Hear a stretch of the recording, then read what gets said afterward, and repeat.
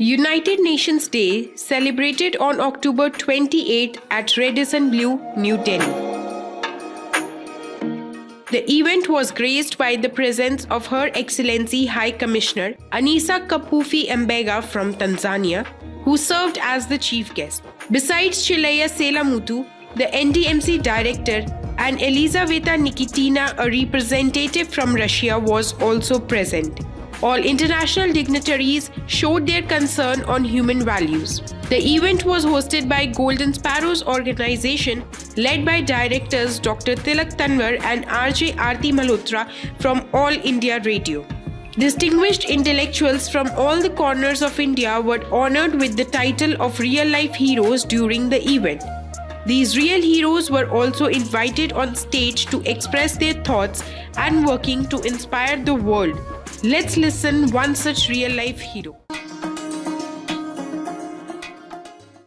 मैं अपनी बात प्रारंभ करना चाहूँगा। 1988 से मैंने career as a tuition teacher start किया। 1995 को मैंने एक स्कूल स्टेबल किया।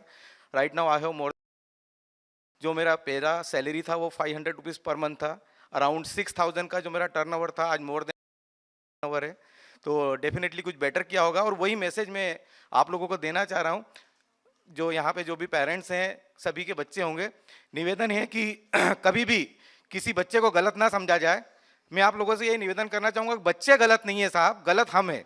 कहीं ना कहीं हमें सोचना पड़ेगा, हमें सुधार करना पड़ेगा। जो बच्चों पे लगातार दोषारोपण किया जाता है पढ़ाई के लिए, उनके बिहेवियर के लिए, उनके एटीट्यूड के लिए, ये टोटली रॉन्ग है, पूरी तरह से गलत है। समय बदला है, बच्चे कई तरह की प्रॉब्लम्स के अंदर इन्वॉल्व हुए हैं। कहीं ना कहीं एक तो पेरेंट्स को अपनी मेंटेलिटी को बदलना पड़ेगा, कहीं ना कहीं त्याग की भावना को लाना पड़ेगा। साथ ही जो हमारा इंटायर एजुकेशन सिस्टम है, उस पर्टिकुलर सिस्टम को पूरी तरह से बदलना होगा। कहीं ना कहीं उसको इंटरेस्टिंग बनाना होगा, और स्कूलों को कहीं ना कहीं संस्कारों के लिए और मानवीय मूल्यों के लिए कई तरह के प्रायोगिक उदाहरण स्कूल के अंदर रखना होंगे। यदि स्कूल इस तरह से प्रयास करेगा, पालक इस तरह से प्रयास करेंगे, डेफिनेटली हमारी जो नई पीढ़ी है वो बहुत ही अद्भुत होगी। और जो हम सपना देख रहे हैं, एक अद्भुत भारत, अखंड भारत, संपूर्ण भारत, डेफिनेटली उसका निर्माण होगा।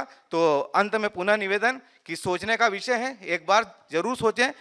नई पीढ़ी पे, इन बच्चों पे न स्कूल दोषारोपण करे, ना ही पालक दोषारोपण करे। Thank you. जय हिंद।